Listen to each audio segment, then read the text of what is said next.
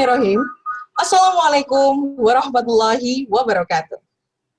Alhamdulillahirrabbilalamin. Wassalatu wassalamu ala asyrafil anbiya'i wal mursalin Sayyidina Muhammadin wa ala alihi wa sahbihi ajmain amma ba'd. Yang terhormat Ustadz Singgih Nugroho Cahyono SAG selaku Kepala Sekolah SDIT Lukman Al-Hakim Yogyakarta. Yang kami hormati Ustadz Cahyadi Takaryawan serta ayah bunda seluruh peserta webinar dengan tema Keluarga Kolaboratif, Penuh Cinta, Sukses Bersama, Meraih Ridhonya. Sholawat serta salam senantiasa kita haturkan pada junjungan kita Nabi besar Muhammad SAW yang kita nantikan syafaatnya di yaumil akhir nanti. Sekali lagi, kami ucapkan selamat datang ayah, bunda, dan seluruh peserta webinar parenting dengan tema Keluarga Kolaboratif, Penuh Cinta, Sukses Bersama, Meraih Ridhonya. Kegiatan pada hari ini adalah rangkaian dari puncak acara Milad SDIT Lukman Al-Hakim Yogyakarta ke-25. Di sini, saya, Rani, akan memandu acara pada kesempatan kali ini. Sebelum acara kita mulai, perkenankanlah kami untuk membacakan susunan acara pada pagi hari ini. Acara yang pertama adalah pembukaan, kemudian acara yang kedua adalah sambutan panitia milad, acara yang ketiga sambutan dari Kepala Sekolah SDIT Lukman Al-Hakim Yogyakarta, acara yang keempat adalah materi dan tanya jawab, dan yang terakhir adalah penutup. Memasuki acara yang pertama, marilah kita buka acara pada pagi hari ini dengan bacaan basmalah bersama-sama. Bismillahirrahmanirrahim. Acara selanjutnya adalah sambutan panitia Milad SDIT Lukman Al-Hakim Yogyakarta ke-25. Kepirmawan SPSI kami persilahkan. Assalamualaikum warahmatullahi wabarakatuh. Alhamdulillahirrabbilalamin. Ayah bunda dari Allah Subhanahu wa ta'ala, alhamdulillah saya Singgih, Ustadz Cahyadi yang kami hormati.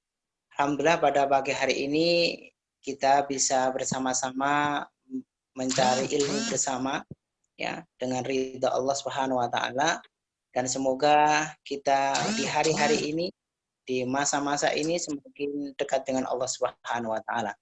Salam dan salawat tidak lupa kita haturkan kepada Nabi kita Muhammad sallallahu alaihi wasallam yang kita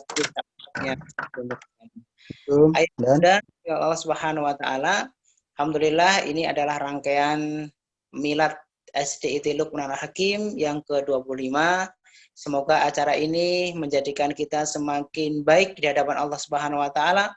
Kita semakin baik komunikasi kita terhadap keluarga kita, kemudian kepada anak-anak kita yang hari ini berada belajar di rumah, dan semoga kita menjadi orang tua yang senantiasa sabar dengan memberikan kasih sayang yang luar biasa, cinta yang sejati buat anak-anak kita, dan semoga ini menjadikan ikhtiar kita untuk mendapatkan ridho dari Allah Subhanahu wa ta'ala. Terima kasih, ini beberapa sambutan dari saya. Semoga acara ini bermanfaat, acara ini menjadikan kita lebih belajar lagi menjadi orang tua, dan semoga acara ini terus berjalan ya dengan lancar, dan semoga setelah acara ini kita melakukan ilmu yang manfaat, ilmu yang barokah ya, dan semoga kami minta doanya ayah bunda semuanya, semoga Lukman Al-Hakim semakin banyak manfaatnya, banyak menebar banyak manfaat, menebar banyak kebaikan, dan semoga Allah ridho dengan apa yang sudah kita lakukan semua ya untuk generasi muda, generasi akan datang. Terima kasih. Assalamualaikum warahmatullahi wabarakatuh. Waalaikumsalam warahmatullahi wabarakatuh. Jazakallah kepada Ustadz Muhammad Hermawan SPSI atas sambutan yang sudah diberikan. Untuk selanjutnya adalah sambutan dari Kepala Sekolah SDIT Lukman Al-Hakim Yogyakarta.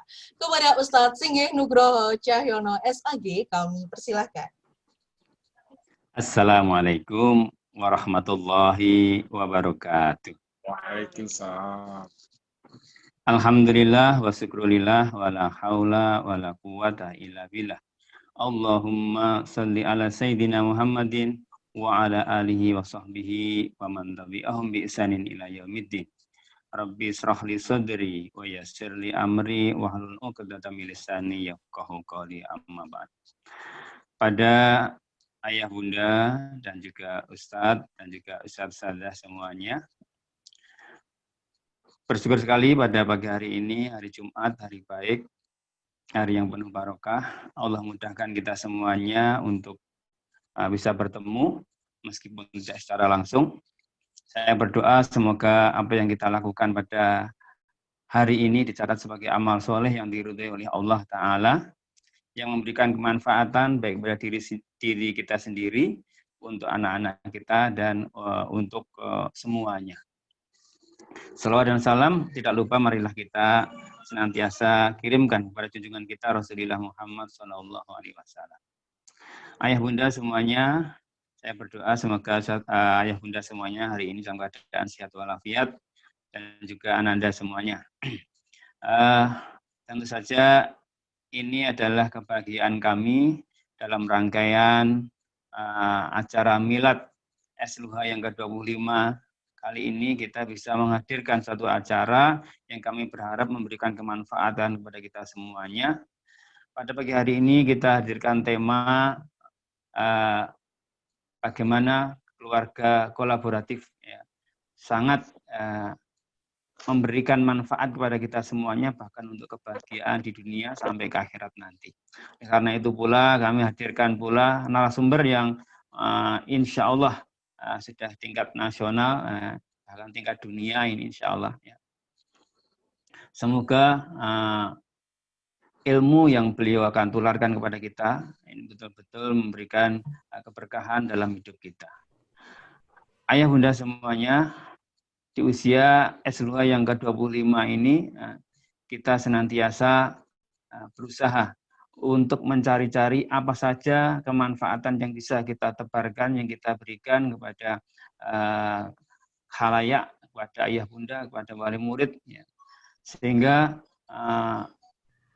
seperti hari ini kita selenggarakan acara parenting yang sudah menjadi bagian daripada SLUH, di mana kita menganggap parenting ini sesuatu yang wajib ya, bagi sivitas atau keluarga besar SLUH, sehingga bahkan kita jadikan kurikulum kita bahwa ada parenting wajib untuk orang tua. Ya. Karena apa? Kita sangat mengharapkan ada kesamaan visi antara sekolah dan orang tua. Ada kesamaan langkah antara sekolah dan orang tua, dan ada kolaborasi dalam rangka kita membimbing anak-anak kita kepada cita-cita kita, pada mimpi kita menjadi anak-anak soleh yang solihah, yang kelak akan mengemban amanah menjadi pemimpin bangsa ini. Nah, ayah bunda semuanya, demikianlah sedikit hal yang sampaikan. Sekali lagi kita berharap di forum ini, di acara ini, kita semuanya bisa mengambil manfaat sebanyak-banyaknya. Sekali lagi terima kasih kepada Ustadz Cahya Cita Karyawan yang telah bersedia menyediakan waktu dan perhatiannya untuk bisa memberikan tausiah kepada kita semuanya. Demikianlah sedikit yang bisa saya sampaikan. Lebih dan kurangnya mohon maaf. Akhirul kalam. Wassalamualaikum warahmatullahi wabarakatuh. Waalaikumsalam warahmatullahi wabarakatuh. Jazakallah kepada Ustadz Singgih Nugroho Cahyono SAG atas sambutan yang sudah diberikan. Ayah, bunda, dan seluruh peserta webinar, selanjutnya adalah materi dan tanya jawab. Nah, acara ini adalah acara yang kita nanti-nantikan, yaitu materi parenting dengan tema keluarga kolaboratif, penuh cinta, sukses bersama meraih ridhonya. Sebelum kita mulai, ada beberapa hal yang perlu kita sepakati bersama. Dan yang pertama, dimohon untuk seluruh peserta tetap menonaktifkan mikrofon selama materi berlangsung. Kemudian untuk seluruh peserta webinar diharap untuk menyimak materi secara seksama. Dan apabila ada pertanyaan-pertanyaan, silahkan list terlebih dahulu. Nah, ayah, bunda, dan seluruh peserta webinar pada pagi hari ini, pemateri kita kali ini adalah seorang penulis buku dan seorang aktivis dakwah tentunya. Beberapa karya di antaranya adalah Yang Tegar di Jalan Dakwah, Pernak-pernik Rumah Tangga Islami, Fikih Politik Perempuan, Di Jalan Dakwah Aku Menikah, Di Jalan Dakwah Ku Gapai Sakinah, Izinkan Aku Meminangmu, dan tentunya masih banyak lagi karya-karya beliau. Nah, mari langsung saja kita sambut Ustadz dan guru kita, yaitu Ustadz Cahyadi Takaryawan. Assalamualaikum Ustadz. Assalamualaikum warahmatullahi wabarakatuh. Suara saya kedengaran, Mbak? Alhamdulillah Ustadz terdengar dengan sangat jelas.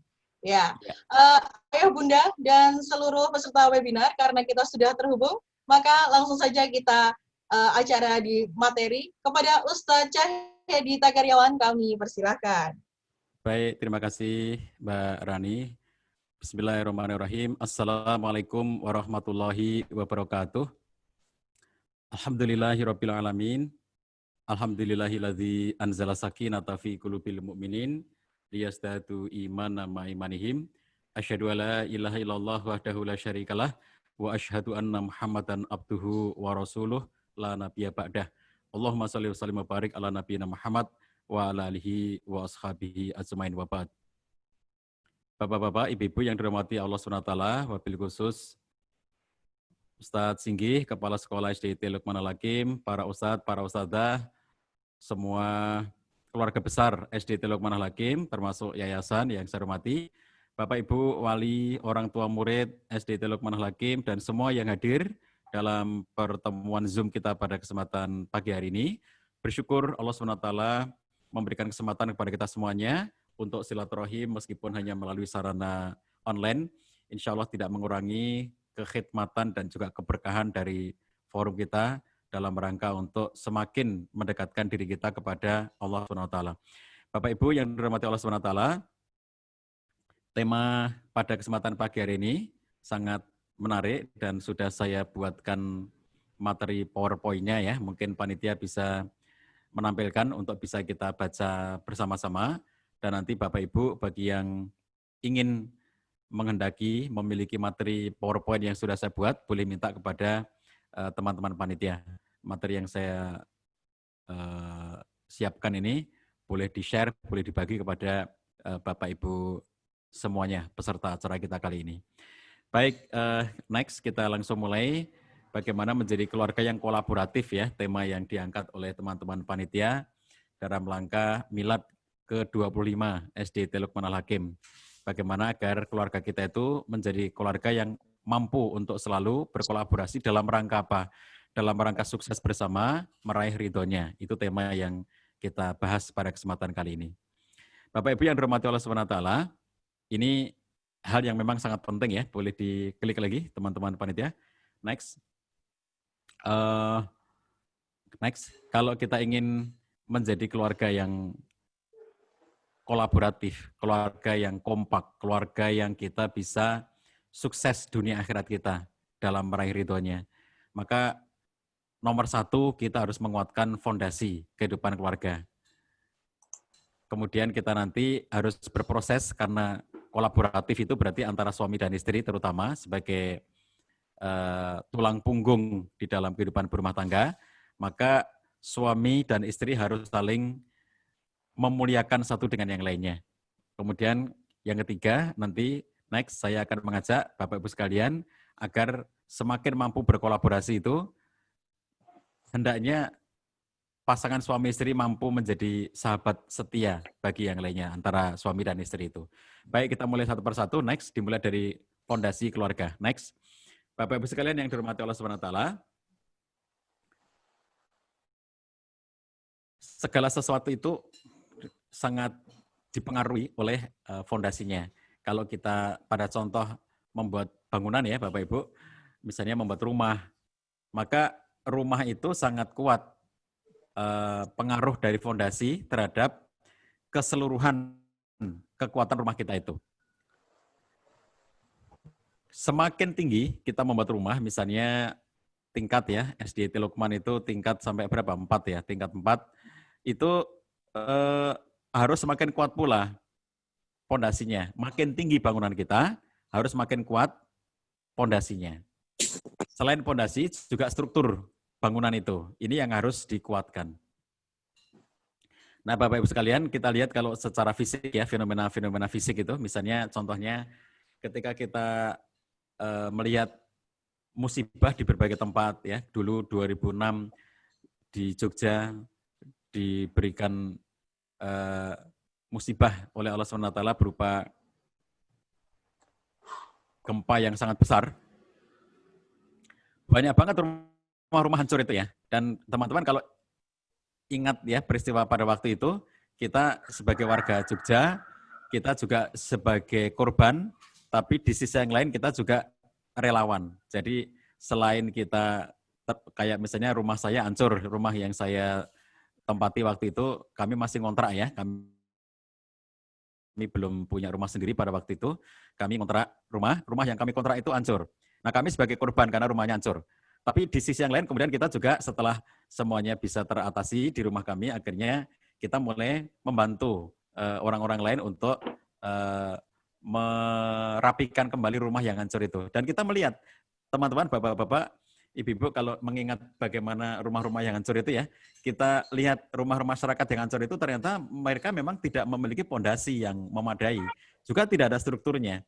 Rata-rata rumah yang dibangun pada masa-masa yang terdahulu itu betul-betul hanya misalnya kayu dipancang-pancang gitu ya. Kemudian ketika rumahnya berupa bangunan itu juga hanya batu bata disusun-susun, tidak ada semennya bahkan ya. Banyak banget kita menjumpai rumah masyarakat yang tidak ada semennya, tidak ada struktur besinya, tidak ada pondasinya, dan tidak ada semennya. Makanya begitu ada guncangan sedikit aja langsung roboh rumahnya itu. Jadi kita lihat ketika membongkar-bongkar rumah yang roboh sebagai relawan itu ya, kita tidak menemukan besi sama sekali, kita tidak menemukan kerangkanya dan tidak menemukan pondasinya sama sekali. Itulah rumah-rumah yang akhirnya mudah roboh oleh guncangan sedikit saja, rumah itu mudah roboh. Nah, rumah-rumah yang utuh pada saat gempa di Jogja itu adalah rumah yang pondasinya kuat, saling mencakot istilahnya ya. Jadi kalau Bapak, terutama kalau bapak-bapak yang bikin rumah itu ya, pondasinya itu kan ada besi di bawahnya itu kemudian saling terkait ya, kotak segi empat, kemudian ada struktur besi naik ke atas, kemudian di atasnya ada besi lagi, itu kan saling mencakot satu dengan yang lainnya. Jadi ketika ada guncangan itu mereka akan bergerak secara bersama-sama sehingga tidak roboh, tidak runtuh, tidak hancur rumahnya itu. Nah, rumah-rumah yang sudah disiapkan dengan pondasi dan struktur yang bagus itu selamat pada saat gempa Jogja kemarin itu. Demikian juga ketika yang belum lama ya, sebelum pandemi, kita bersama-sama membantu korban bencana di Palu, di mana di sana ada gempa, tsunami, likuifaksi. Itu juga saya menyaksikan sendiri bagaimana rumah-rumah yang roboh itu rata-rata adalah mereka yang tidak punya pondasi dan tidak ada strukturnya. Sedangkan rumah-rumah yang tetap utuh, bahkan itu di pinggir pantai yang langsung terkena tsunami, itu masih ada yang utuh, ya, tidak ada yang roboh, kecuali hanya gentingnya yang ikut jatuh, tetapi struktur bangunannya tetap kuat. Itu karena memang punya pondasi yang kuat dan struktur yang kuat, padahal dia di tepian pantai yang dekat dengan pusat gempa dan sekaligus dekat dengan lokasi tsunami. Nah, kenapa ada rumah yang mudah roboh dan kenapa ada rumah yang sangat kokoh tidak mudah roboh? Karena rumah yang roboh itu adalah yang tidak memiliki pondasi dan struktur yang kuat. Sementara rumah yang tidak roboh pada saat terkena guncangan tsunami maupun gempa, itu adalah rumah yang sudah disiapkan untuk memiliki pondasi dan struktur yang anti gempa dan anti tsunami. Demikian pula rumah kita, Bapak-Ibu sekalian ya. Jadi keluarga, rumah tangga yang pondasinya kokoh itu tidak mudah roboh oleh berbagai macam guncangan-guncangan yang pasti akan kita temukan dalam kehidupan keseharian.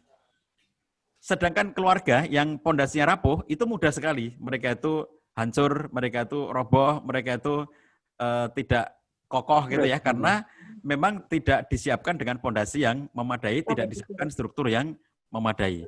Nah, itulah sebabnya kalau kita ingin menjadi keluarga yang sukses dunia akhirat nantinya untuk meraih ridhonya Allah SWT, fondasi itu harus kokoh. Kalau fondasi kita kokoh, kita akan mudah untuk melewati kebersamaan dalam kehidupan berumah tangga antara suami istri, antara orang tua dengan anak, seluruh keluarga kita itu ya, menuju kepada ridhonya Allah SWT, itu kita bisa bersama-sama, tidak sendiri-sendiri, tidak berjalan masing-masing, tetapi kemudian kita kolaboratif bareng-bareng. Nah, hal yang menyebabkan kita bisa bareng-bareng meraih ridhonya Allah SWT itu adalah kalau memiliki fondasi yang kokoh, dan dalam konteks kita sebagai umat beragama, kita sebagai orang Islam ya, sebagai Muslim, maka fondasi yang sangat kokoh itu adalah iman dan takwa kita kepada Allah SWT. Dalam surat At-Taubah 109, Allah SWT menyatakan, A'udzubillahi minasyaitonirrajim, afaman assasa bunyanahu ala taqwa minallahi wa ridwan, khairun amman assasa bunyanahu ala syafa jurfin har, fanharobi fi nari jahannam. Apakah orang-orang yang mendirikan bangunannya di atas landasan takwa dan keridhaan kepada Allah SWT, itu lebih baik, ataukah mereka-mereka yang mendirikan bangunannya pada tepian jurang yang mau runtuh? Jadi Allah SWT memberikan gambaran pada ayat yang ke-109 dari surat At-Taubah ini, dua kondisi. Yang pertama adalah orang-orang yang menegakkan bangunan di atas landasan ketakwaan kepada Allah dan keridhaannya. Dan yang kedua adalah orang-orang yang mendirikan bangunan pada tepian jurang yang mau runtuh. Sudah barang tentu, sudah pasti ya Bapak-Ibu sekalian, yang kuat yang mana? Ketika ditanyakan yang baik yang mana? Apakah yang landasannya takwa ataukah yang landasannya di tepian jurang yang mau runtuh? Sudah pasti yang paling baik kalau kita menggunakan akal yang sehat untuk menjawab adalah yang bangunan ditegakkan di atas landasan ketakwaan kepada Allah dan keridhaannya. Next, oleh karena itu dalam kitab tafsir Zubdatut Tafsir min Fathil Qadir, Syekh Dr. Sulaiman Al-Ashqar menjelaskan bahwa ayat ini memberikan gambaran kepada kita tentang pentingnya fondasi dan struktur bangunan. Ya, jadi kata Dr. Sulaiman Al-Ashqar dalam kitab tafsirnya, beliau katakan, siapapun yang ingin menegakkan bangunan di atas, siapapun yang ingin membuat bangunan, hendaknya dia menguatkan fondasi dan struktur bangunannya. Karena kata beliau, letak inti kekuatan sebuah bangunan itu ada pada struktur dan fondasinya. Jadi kalau kita membuat bangunan, hendaknya menguatkan fondasinya, hendaknya menguatkan strukturnya. Karena itulah yang menjadi esensi kekuatan dari sebuah bangunan. Demikian pula kata beliau, ketika orang-orang itu memiliki cita-cita yang tinggi. Jadi kalau orang punya cita-cita yang sangat besar, cita-cita yang sangat tinggi, harus punya asas untuk mencapai keinginannya itu. Nah, dalam kehidupan berumah tangga, Bapak-Ibu yang dirahmati Allah SWT, keluarga kita itu ya akan menjadi keluarga yang kokoh, yang bisa berkolaborasi, yang bisa menggapai ridho Allah secara bersama-sama apabila kita meletakkan pondasinya itu kepada ketakwaan kita kepada Allah SWT. Karena takwa inilah yang akan memberikan pondasi yang sangat kokoh di dalam kehidupan kita. Next. Bapak-Ibu sekalian, kendati pun ayat ini sesungguhnya sedang menceritakan tentang Masjid Diror, ya Bapak-Ibu kalau periksa tafsir, periksa asbabun nuzul, ayat ini sedang berbicara tentang Masjid Diror. Jadi Masjid Diror itu adalah sebuah masjid yang didirikan untuk menimbulkan tafrikoh atau perpecahan di kalangan umat Islam, yang kemudian masjid itu dihancurkan oleh Nabi SAW. Ketika mengomentari tentang Masjid Diror itu, Allah SWT tidak menggunakan kata masjid, tapi Allah SWT menggunakan kata bunyan. Bunyan itu artinya adalah bangunan. Jadi oleh karena itu kita bisa belajar dari keumuman lafadz ayat ini bahwa apapun bangunan yang mau kita dirikan harus berlandaskan kepada ketakwaan kepada Allah SWT. Semakin kuat fondasinya, semakin kuat pula bangunan kita. Mendirikan rumah tangga, membangun rumah tangga, kalau fondasi ketakwaannya kuat, maka insya Allah akan menjadi rumah tangga yang kuat pula. Karena dengan ketakwaan itu akan memberikan sangat banyak hal kepada kita. Itulah sebabnya maka Allah SWT memerintahkan kepada kita semuanya, watazawwadu fa inna khairaz zadi taqwa. Berbekalah karena sebaik-baik perbekalan adalah takwa. Bapak-Ibu sekalian, ini dalam situasi pandemi sekarang ini ya Bapak-Ibu sekalian, ayat ini menjadi semakin nyata kita pahaminya ya, semakin betul-betul bermakna ya, kita rasakan benar ayat ini setelah kita berada di zaman pandemi. Coba Bapak-Ibu sekalian, orang-orang yang tidak berbekal takwa menghadapi situasi-situasi sulit di masa pandemi itu, banyak di antara mereka yang depresi, banyak di antara mereka yang memiliki tingkat stres yang berlebihan, sampai akhirnya menimbulkan suasana keguncangan dalam kehidupan berumah tangga mereka. Contohnya, setelah mereka itu, kita semuanya ya, di masa pandemi, kemudian diminta untuk banyak di rumah, anak-anak sekolahnya belajar dari rumah, yang dari pesantren juga dipulangkan belajar dari rumah, kemudian yang kuliah, ya anak-anak yang sudah mahasiswa, kuliahnya juga dari rumah, kemudian banyak yang orang tua bekerjanya dari rumah, work from home, sehingga akhirnya ngumpul semuanya di berbagai negara semenjak masa pandemi itu, kemudian kerja dari rumah, belajar dari rumah, melaksanakan aktivitas lebih banyak di rumah, kita tidak dibolehkan untuk bergerombol, tidak boleh mengumpul-ngumpul ya, sehingga akhirnya kemudian kita lebih banyak melaksanakan aktivitas sendiri-sendiri di rumah masing-masing ya. Ini ternyata setelah keluarga itu pada ngumpul, yang terjadi bukannya kemudian mereka menjadi bahagia, menjadi happy, tidak. Yang terjadi adalah meningkatnya kekerasan dalam rumah tangga. Itu yang dilaporkan ke PBB. Sehingga Sekjen PBB sekitar 4 bulan yang lalu, Antonio Guterres itu memberikan statement resmi yang mengajak kepada masyarakat dunia agar melakukan gencatan senjata, istilah dia ya, gencatan senjata terhadap situasi yang sekarang ini jangan sampai menimbulkan KDRT. Dia mengajak agar kita semuanya berdamai di dalam kehidupan pandemi ini dan tidak melakukan KDRT di dalam rumah tangga masing-masing. Sehingga seruan itu, kalau kita lihat ya, itu merupakan kekhawatiran yang memang sangat luar biasa karena laporan-laporan yang masuk ke PBB luar biasa. Laporan pada waktu itu datang bukan hanya dari Cina ya, yang meningkat KDRT dan perceraian. Jadi yang meningkat 2 di rumah tangga itu. Pertama, kekerasan dalam rumah tangga meningkat semenjak masa pandemi dengan orang-orang di karantina. Yang kedua adalah perceraian. Perceraiannya meningkat dengan sangat tajam.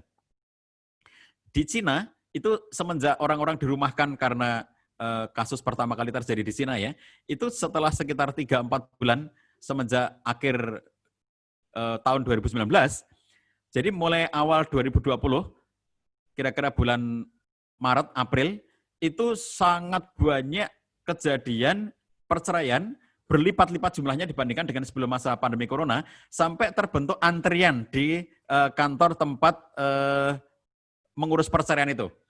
Yang situasi pandemi mereka belum selesai, tetapi kemudian orang-orang justru antri bergerombol di tempat untuk daftar perceraian. Sampai akhirnya kemudian oleh pemerintah itu dilarang dan akhirnya dibuatkan mekanisme pengajuan minta cerai secara online. Dan akhirnya kemudian dibuatkan sistem online supaya tidak menggerombol.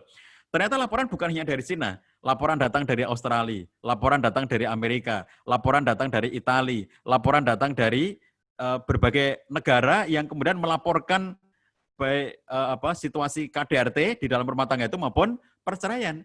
Coba kita bayangkan kemudian, ketika terjadi situasi pandemi, mereka kemudian memiliki tingkat kecemasan yang tinggi dan berdampak mereka tidak bisa saling berinteraksi baik satu dengan yang lainnya, terjadi kekerasan satu dengan yang lainnya, sikap-sikap yang tidak enak satu dengan yang lainnya, suami keras kepada istri, istri keras kepada suami, dan seterusnya. Di Indonesia juga ada beberapa gejala ya, meskipun tentu tidak se ekstrem di negara-negara lainnya, tapi kita juga menemukan contoh misalnya di dunia pendidikan, Bapak Ibu terutama para pendidik ini ya, tentu sudah mendengar kisah seorang anak SD kelas 1 yang akhirnya meninggal karena dipukuli ayahnya gara-gara tidak mau belajar daring. Karena anak ini kelas 1, diajak belajar daring nggak bisa, ayahnya emosi, marah-marah, dipukuli anaknya, dan saking kerasnya dia memukuli anak itu sampai anaknya meninggal dunia. Naudzubillah min dzalik. Di tempat yang lainnya, ada seorang istri yang minta uang belanja kepada suami karena suaminya ke PHK, istrinya nggak bisa jualan karena situasi pandemi, lalu kemudian nggak punya uang, keluarga itu ketika mau belanja nggak ada uang, mau makan nggak ada yang dimakan, lalu istrinya minta uang kepada suami, yang suami juga tidak punya uang, tapi karena istri nggak bisa minta kepada siapa lagi, kecuali kepada suaminya, akhirnya dia minta lagi kepada suaminya, karena sering diminta sama suami, diminta sama istri, sang suami emosi, lalu akhirnya dia ngambil kayu dan dipukulkan ke kepala istrinya sampai berdarah-darah dan akhirnya sang istri melaporkan tindakan itu ke kepolisian. Sempat viral beritanya beberapa waktu yang lalu. Demikian juga yang terjadi di sebuah provinsi ya di luar Jawa ketika seorang istri yang minta uang kepada suaminya dan karena suaminya nggak ada uang sama sekali dan diminta terus-menerus oleh istrinya yang memang istrinya juga nggak punya duit untuk belanja mereka sampai akhirnya sang istri digorok oleh suaminya di lehernya dengan pisau oleh suaminya itu. Dan itu peristiwa-peristiwa yang sangat mengerikan. Kenapa bisa terjadi demikian? Di dalam sebuah keluarga yang harus kita pertanyakan adalah fondasinya. Dengan fondasi apa mereka membangun rumah tangga itu. Kalau fondasinya ketakwaan pada Allah SWT, maka ini sebaik-baik bekal. Dan Masya Allah ya, kalau kita perhatikan di sini, Bapak-Ibu sekalian, kita kalau melihat kitab-kitabnya para ulama, itu banyak sekali para ulama itu membuat kitab itu diawali dengan bab ilmu atau bab ikhlas. Jadi ada bab yang pertama ditaruh itu ya, biasanya ada bab ilmu, karena saking pentingnya ilmu itu. Yang kedua adalah bab ikhlas, saking pentingnya niat ikhlas itu. Tetapi ketika Allah meminta kepada kita untuk berbekal, Allah tidak menyebutkan kata ilmu. Berbekalah dengan ilmu. Allah tidak mengatakan seperti itu. Allah menyuruh kita untuk berbekal dengan takwa. Karena ternyata kalau kita hanya mengandalkan ilmu saja, itu nggak cukup. Coba Bapak-Ibu sekalian ya. Ada banyak orang itu yang punya banyak ilmu. Pengetahuannya banyak, ilmunya banyak. Tapi ternyata mereka tetap tidak bisa menyelesaikan persoalan-persoalan dalam kehidupannya. Sudah belajar jauh-jauh ya, S2, S3, jadi dokter, ilmunya banyak gitu. Tapi begitu menghadapi persoalan dalam kehidupan, dia menjadi orang yang linglung, menjadi orang yang tidak bisa menyelesaikan persoalan kehidupannya. Jadi ilmu saja nggak cukup. Bahwa orang itu punya ilmu penting, tetapi ilmu saja tidak cukup. Makanya Allah memesankan kepada kita agar perbekalan yang harus selalu kita kuatkan adalah perbekalan takwa. Wa tazawwadu fa inna khairaz zadi taqwa. Berbekalah kalian karena sebaik-baik perbekalan adalah takwa kepada Allah SWT. Nah, Bapak-Ibu sekalian yang dirahmati Allah SWT, kalau kita menyaksikan perbekalan takwa ini sudah sangat mencukupi dalam berbagai macam kehidupan, apalagi dalam situasi-situasi sulit. Coba, kalau kita cuma berbekal ilmu, hanya tahu saja, kita tidak akan cukup tenang dengan situasi ini. Kenapa? Karena ternyata ilmu manusia itu nggak bisa menjawab. Coba, sekarang tanyakan ya, kepada orang yang paling pandai di muka bumi ini, orang yang paling pintar, orang yang paling berilmu di muka bumi ini. Sampai kapan pandemi ini berakhir? Coba tanyakan kepada mereka. Orang yang paling pintar di muka bumi ini nggak bisa menjawab dengan jawaban waktu. Jadi paling-paling jawaban kita akan mengatakan bahwa kita tidak bisa memprediksi. Perkiraan kita itu nanti akan terjadi pada bulan. Perkiraan semuanya. Jadi sebagaimana pandemi ini nggak ada yang bisa memperkirakan, kapan pandemi datang, tidak ada yang tahu. Sebagaimana kapan pandemi pergi, tidak ada yang tahu. Allah tunjukkan pada kita bahwa kamu itu nggak punya ilmu. Kamu itu ilmunya sedikit banget. Untuk memperkirakan pandemi aja kamu nggak bisa. Jadi oleh karena itu kalau kita hanya mengandalkan ilmu, seakan-akan ilmu kita sudah banyak dan kita bisa menyelesaikan semuanya, enggak cukup. Makanya Allah tunjukkan kepada kita semuanya, untuk hidup berumah tangga atau untuk menjalani kehidupan pada umumnya, kita enggak cukup hanya dengan ilmu, enggak cukup hanya dengan pengetahuan, tetapi kita harus berbekal kepada ketakwaan. Misalnya, kalau contoh ilmu itu begini, saya kira ya, kalau orang dewasa, semua orang akan tahu bahwa namanya memukul istri, memukul suami, memaki istri, memaki suami itu enggak baik. Kalau cuma ilmu loh ya, menghajar istri itu enggak baik. Menghajar suami itu enggak baik. Menjambak istri, membenturkan kepala istri ke tembok itu enggak baik. Tapi di ruang konseling kami menjumpainya. Bapak-Ibu sekalian di Jogja Family Center kami menjadi konselor pernikahan dan keluarga dari tahun 2000 ya. Itu sampai sekarang kami banyak banget menjumpai kasus-kasus bagaimana ada suami yang melakukan kekerasan kepada istri sampai membenturkan kepala istrinya ke tembok sampai berdarah-darah, memukul istrinya di saat istrinya hamil, menendang perut istrinya di saat hamil 9 bulan.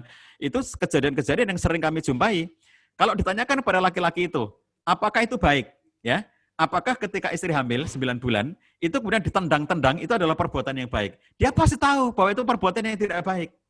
Jadi ilmu saja nggak cukup. Kalau orang melakukan tindakan jahat itu ya, kalau ditanya, mereka tahu kok itu jahat.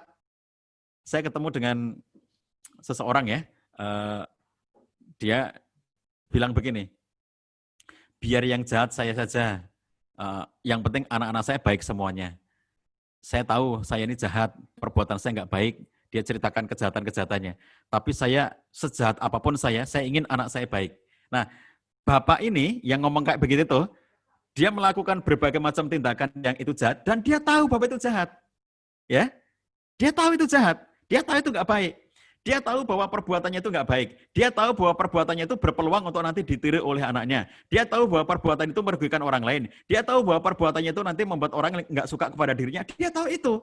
Jadi kalau kita hanya berbekal ilmu, itu nggak cukup. Ngerti kok dia bahwa itu nggak baik itu dia tahu ya. Oleh karena itu maka kalau para ulama ada yang membedakan antara ilmu dengan pengetahuan. Jadi kalau cuma tahu itu belum sampai level ilmu. Tapi kalau sampai level ilmu itu berbekal kepada ketakwaan. Jadi kalau orang yang berilmu itu betul-betul dia orang yang akan takut kepada Allah SWT, sebagaimana pernyataan Allah SWT, orang-orang yang berilmu, para ulama itu adalah innama yakhsyallah. Orang-orang yang takut kepada Allah itu orang yang berilmu. Jadi bukan semata-mata berpengetahuan. Kalau hanya tahu saja, itu nggak menjamin bahwa dirinya itu memiliki rasa takut kepada Allah SWT. Nah, pengetahuan yang kemudian dibingkai dengan ketakwaan pada Allah, itulah yang akan melahirkan ilmu. Makanya perbekalan yang harus kita siapkan adalah perbekalan takwa kepada Allah SWT. Nggak cukup tahu ya, tahu aja nggak cukup gitu bagi kita. Makanya kadang-kadang kita ini banyak ya kita jumpai orang-orang yang mengatakan, oh saya sudah tahu gitu ya. Misalnya kayak, ayo ikut seminar parenting, saya sudah tahu itu. Gitu. Padahal tahu aja nggak cukup.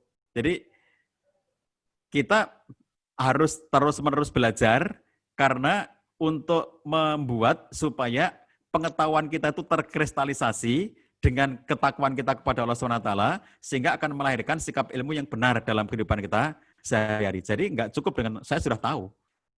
Jadi kita harus terus-menerus berbekal dan sebaik-baik perbekalan adalah takwa kepada Allah SWT. Takwa ini juga yang bisa memberikan jalan keluar ya Bapak Ibu sekalian, Masya Allah ya, dalam hidup kita yang sulit ya.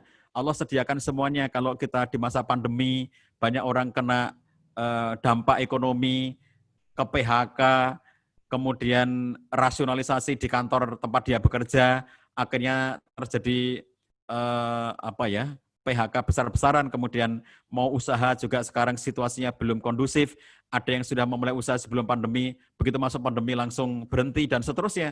Situasi yang sangat sulit kita rasakan dalam situasi sekarang ini, banyak sekali masyarakat menghadapi problem di dalam kehidupan sehari-hari. Tetapi begitu berbekal takwa, semuanya dimudahkan oleh Allah SWT. Wa may yattaqillaha yaj'al lahu makhraja. Barang siapa yang bertakwa kepada Allah, Allah berikan solusi, jalan keluar. Kalau sulit secara ekonomi, wa may yattaqillaha yaj'al lahu makhraja wa yarzuqhu min haitsu la yahtasib. Allah berikan rezeki dari arah yang tidak disangka-sangka. Allah beri solusi. Sampai pun dalam masalah-masalah ekonomi.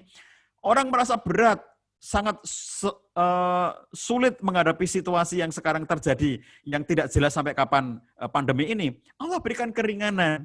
Wa may yattaqillaha yaj'al lahu min amrihi yusra. Allah jadikan mudah itu semuanya.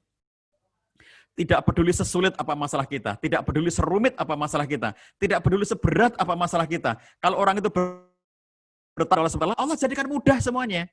Makanya betul-betul ayat ini yang menyuruh kita untuk berbekal takwa itu ya, itu sangat hidup pada masa kita berada dalam situasi sulit seperti di masa pandemi sekarang ini. Coba, kalau kita mengandalkan ilmu pengetahuan semata-mata, mau pakai ilmunya siapa coba? Manajemennya siapa yang mau kita gunakan untuk menyelesaikan masalah hidup kita sekarang ini? Kita pakai ilmu dari Amerika, lah orang Amerika aja sekarang kesulitan. Kita pakai manajemennya orang Eropa, lah orang Eropa aja sekarang juga krisis. Kita pakai manajemennya dari Cina, lah Cina aja yang pertama kali dapat masalah kayak begini.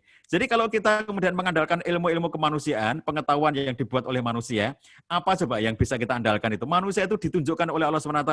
Lewat pandemi ini, kalian semua itu nggak ngerti apa-apa. Tidak tahu kapan datangnya pandemi, tidak tahu kapan berakhirnya pandemi. Coba kayak gitu ngaku pintar itu ya. Maka berbekalah dengan takwa. Dengan takwa itu Allah berikan solusi. Dengan takwa itu Allah berikan jalan keluar. Dengan takwa itu Allah berikan kemudahan terhadap semua kesulitan-kesulitan yang kita hadapi. Wattazawwadu fa inna khairaz zadi taqwa. Bahkan lebih dari itu, wattaqullah wa yu'allimukullah. Bertakwalah kamu kepada Allah, Allah ngajari kamu. Wattaqullah wa yu'allimukumullah. Bertakwalah pada Allah, Allah ajari kamu. Kamu menjadi suami, nggak bisa caranya jadi suami. Allah ajari kamu. Kamu jadi istri, kamu nggak ngerti gimana jadi istri yang baik. Allah ajari kamu. Kita punya anak, nggak ngerti bagaimana cara mendidik anak yang baik. Allah ajari kamu. Kita menjadi guru, tidak mengerti bagaimana mengajar yang baik. Allah ajari kamu. Sebagai apapun kita, dalam kehidupan kita sehari-hari. Kalau kita nggak ngerti, tetapi kemudian kita berbekal takwa, Allah ajari kita. Wattaqullah wa yu'allimukumullah. Bertakwalah pada Allah, Allah akan memberi ilmu kepada kamu. Allah akan mengajari kamu apa-apa yang kamu nggak bisa. Maka perbekalannya adalah takwa. Kalau kita bertakwa pada Allah, Allah akan memberikan ilmu kepada kita. Allah akan mengajari kita mana yang kita nggak bisa itu. Oke ya, itu untuk bisa menjadi orang tua, untuk menjadi pasangan suami istri, untuk menjadi keluarga yang kolaboratif, yang sukses dunia akhirat kita, yang bisa menggapai ridhonya, kuatkan fondasi ini, ya, fondasi takwa kepada Allah SWT. Next, berikutnya Bapak-Ibu sekalian, secara praktis, secara teknis dalam kehidupan sehari-hari, di rumah tangga kita, maka harus semakin kita kuatkan kepribadian kita kuatkan akhlak kepribadian sesuai dengan tuntunan Nabi Sallallahu Alaihi Wasallam. Next, kalau kita lihat di dalam kehidupan berumah tangga itu ya, Nabi Sallallahu Alaihi Wasallam itu memerintahkan kepada para laki-laki agar memuliakan istri dan memerintahkan kepada para perempuan kita ikuti sunnah Nabi Sallallahu Alaihi Wasallam agar kita selalu berbuat baik, berakhlak kepada pasangan kita. Insya Allah keluarga kita akan menjadi keluarga yang sukses, keluarga yang bisa meraih ridhonya karena suami memuliakan istri dan istri memuliakan suami. Next, kita lihat arahan dari Nabi Sallallahu Alaihi Wasallam kepada para suami. Nabi Sallallahu Alaihi Wasallam memberikan petunjuk, khairukum li ahlihi wa ana khairukum li ahli. Sebaik-baik kalian, kata Nabi Sallallahu Alaihi Wasallam, adalah yang terbaik bagi istrinya. Dan aku, Nabi Sallallahu Alaihi Wasallam, adalah yang terbaik di antara kalian terhadap istriku. Jadi dibandingin dengan di muka bumi ini, misalnya saya berlaku kepada istri saya, kemudian Pak Singgih berlaku kepada istrinya, kemudian bapak-bapak sekalian berlaku kepada istri masing-masing. Dibandingkan dengan semua orang yang pernah hidup dan akan hidup sampai akhir zaman nanti, bagaimana perlakuan mereka terhadap istri mereka, maka Nabi Sallallahu Alaihi Wasallam, wa ana khairukum li ahli. Beliau itu dibandingkan dengan kita semuanya, beliau adalah yang paling baik sikapnya kepada istri beliau. Sehingga ibu-ibu jangan menuntut suaminya agar seperti Nabi, ya, karena nggak mungkin. Kalau seperti Nabi, berarti Nabi nggak terbaik. Nabi sudah mengatakan, ana khairukum li ahli, aku itu terbaik. Jadi kalau ada seseorang saja yang sama kualitasnya dengan Nabi Sallallahu Alaihi Wasallam, berarti Nabi nggak terbaik. Nggak mungkin kita akan menyamai Nabi Sallallahu Alaihi Wasallam, nggak mungkin. Jangankan Nabi ya, di kualitas setelah Nabi itu adalah generasi sahabat. Kita niru sahabat nggak mungkin ya, kualitas kita sangat jauh dari mereka. Kualitas di bawahnya sahabat itu generasi tabi'in. Suruh niru tabi'in nggak mungkin kita ya. Masya Allah itu baina sama wa sumur, dari dibandingkan dengan langit dan sumur gitu ya, bukan hanya langit dan bumi. Kurang jauh kalau langit dan bumi itu, langit dan sumur. Jadi kalau kita membandingkan diri kita dengan generasi tabi'in, murid yang tabi'in juga susah banget. Kita hidup di generasi akhir zaman di mana sangat banyak kekurangan, sangat banyak keterbatasan. Kita tidak mungkin untuk menyamai kualitas mereka, tetapi kita harus meniru mereka. Itu babnya. Jadi bahwa kalau menjadi suami, jadilah suami yang meniru akhlaknya Nabi Sallallahu Alaihi Wasallam. Tapi kalau secara kualitatif gak mungkin akan sama dengan beliau, gak mungkin ya. Dalam segala aspeknya Nabi tidak mungkin untuk ada orang yang bisa menyamainya. Jangan sampai, jangankan kok lebih baik, menyamai saja nggak mungkin. Wah, luar biasa ya. Nabi SAW sebagai suami itu luar biasa. Next, kita lihat dalam pengarahan hadis berikutnya, itu setara ya, atau serupa dengan hadis ini. Akmalul mu'minina imanan ahsanuhum khuluqan. Wa khiyarukum linisaihim khuluqan. Orang mukmin yang paling sempurna imannya adalah ahsanukum khuluqan, yang paling baik akhlaknya. Jadi kalau kita mengatakan, misalnya ini ada di antara teman-teman yang belum menikah misalnya ya, ada ikhwan dan akhwat yang belum menikah, lalu kemudian mau menikah itu kan pertimbangannya nomor satu agama kan. Jadi kalau tungkahul markah al-arba, perempuan itu dinikah karena 4 perkara, 4 hal, li jamaliha, wali hasabiha, wali maliha, wali diniha, ya, karena kecantikan, karena kedudukan, karena kekayaan, dan terakhir adalah karena agama. Maka kita disuruh memilih karena agamanya. Nomor satu pertimbangan agama. Pertanyaannya, pertimbangan agama itu kayak apa? Ya, nah, orang yang agamanya paling baik itu bisa dilihat dari akhlaknya, sebagaimana pernyataan Nabi Sallallahu Alaihi Wasallam, akmalul mu'minina imanan ahsanuhum khuluqan. Orang yang imannya paling baik itu adalah yang paling baik akhlaknya. Ya, jadi kalau kita ingin tahu, misalnya ada seorang akhwat, seorang muslimah dilamar oleh laki-laki, maka dari mana dia tahu bahwa laki-laki itu akhlaknya baik? Agamanya baik adalah dari akhlaknya. Kalau seorang laki-laki lajang mau memilih seseorang perempuan jadi istrinya, pilih karena agamanya yang baik. Dari mana kita mengetahui agama dia baik? Adalah dari akhlaknya. Ya, jadi seseorang itu bisa dinilai, bisa dilihat apakah dia itu memiliki iman yang baik itu dari akhlak yang baik. Dan langsung dikaitkan oleh Nabi Sallallahu Alaihi Wasallam bahwa yang terbaik itu adalah ketika seseorang itu punya akhlak kepada istrinya. Wa khiyarukum linisaihim khuluqan. Yang terbaik di antara kalian adalah yang paling baik akhlaknya kepada istri-istrinya. Hadis yang pertama tadi khairukum. Hadis yang kedua ini khiyarukum, ya. Jadi ada dua teks tapi maksudnya sama. Yang satunya khairukum, yang satunya khiyarukum. Dua-duanya sedang menceritakan tentang siapakah orang yang paling baik. Nah, ternyata orang yang paling baik itu adalah yang terbaik akhlaknya kepada istrinya. Maka kalau kita katakan, kita tanyakan siapakah laki-laki yang paling baik? Next, klik. Siapakah laki-laki yang paling baik yang ada di muka bumi ini? Mereka orang yang bertakwa kepada Allah SWT.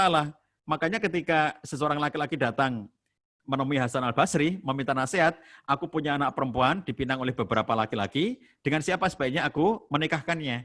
Maka Hasan al-Basri mengatakan, kawinkan dia dengan laki-laki yang bertakwa kepada Allah. Sebab kalau ia mencintai istrinya, ia pasti menghormatinya. Tetapi kalau tidak menyukainya, ia pasti tidak akan berlaku zalim kepadanya. Jadi, laki-laki yang soleh, laki-laki yang bertakwa kepada Allah itu adalah laki-laki yang apabila dia itu mencintai istrinya, maka akan memuliakan istrinya. Dan apabila suatu ketika dia tidak mencintai istrinya, dia tidak akan menzoliminya, nggak akan menyakitinya, nggak akan melukainya, nggak akan menyia-nyiakannya, nggak akan mentelantarkannya. Hanya laki-laki yang bertakwa yang bisa seperti itu. Makanya tadi kita sudah antarkan agar menguatkan pondasi berupa ketakwaan kepada Allah SWT. Kalau laki-laki itu bertakwa kepada Allah, dia pandai memuliakan istrinya. Ketika laki-laki yang bertakwa itu mencintai istrinya, maka dia akan memuliakan istrinya. Ketika sedang hilang rasa cintanya karena sesuatu hal, dia tidak akan menzoliminya. Jadi Bapak Ibu sekalian, kalau kita lihat ada laki-laki yang suka menzolimi istrinya, suka menyakiti istrinya, suka melakukan kekerasan pada istrinya, itu berarti orang laki-laki yang tidak bertakwa kepada Allah SWT, tidak takut kepada Allah SWT. Orang kalau takut pada Allah itu ya, wong menyiksa binatang aja takut kok. Dalam hadis, Nabi SAW menyatakan seorang perempuan yang kelak akan disiksa di neraka disebabkan oleh karena dia itu memelihara kucing, lalu dikurung kucing itu, tidak dilepas agar kucing mencari makan sendiri, tetapi juga tidak dikasih makan. Kucingnya dikurung, nggak dikasih makan, tapi juga nggak dilepas agar kucing itu mencari makan sendiri. Jadi menyiksa binatang saja bisa menyebabkan seseorang masuk neraka. Hanya kucing loh ya. Sebagaimana juga dalam hadis yang lainnya, seseorang yang melakukan banyak maksiat, lalu dia bertobat, kemudian di tengah perjalanan tobatnya itu dia menemukan anjing yang menjulur-julurkan lidahnya ke sungai, ke bagian air, dan tidak sampai karena dalam, ya bagian airnya itu dalam, anjing ini tampak kehausan, mau mengambil air dan tidak nyampe, maka ditolong orang itu dengan terompahnya, diambilkan air ke dalam semacam sumur itu ya, melalui terompahnya, kemudian dikasihkan ke anjing itu dan diminum. Dan dinyatakan bahwa orang itu kelak masuk surga karena dia menolong anjing. Coba bayangkan. Menyiksa binatang membuat kita menjadi bisa masuk neraka. Berbuat baik kepada binatang bisa membuat kita masuk ke dalam surga. Bagaimana dengan kalau itu menyiksa manusia? Menyiksa orang yang dicintainya. Ada istri yang berlaku aniaya kepada suaminya. Ada suami yang berlaku aniaya kepada istrinya. Coba, kalau orang itu imannya benar, kalau orang itu akhlaknya baik, nggak akan melakukan tindakan seperti itu. Makanya Nabi SAW, ini kan kalau dalam kehidupan domestik itu kan bahaya ya. Apa bahayanya? Karena tidak kelihatan. Orang melakukan kejahatan kepada orang lain di tempat publik, itu kelihatan. Tapi kejahatan-kejahatan dalam rumah itu tidak kelihatan. Karena tertutup ya. Suami istri itu di kamar, suami istri di rumah. Kalau ada suami menjahati istrinya, nggak ada orang lain tahu gitu.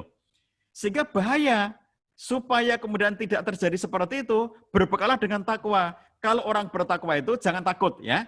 Anak kamu, perempuan ini Hasan al-Basri menasihatkan, jadi kalau kira-kira saya gambarkan dalam kalimat yang gampang gitu ya, di dalam bahasa kita kira-kira begini.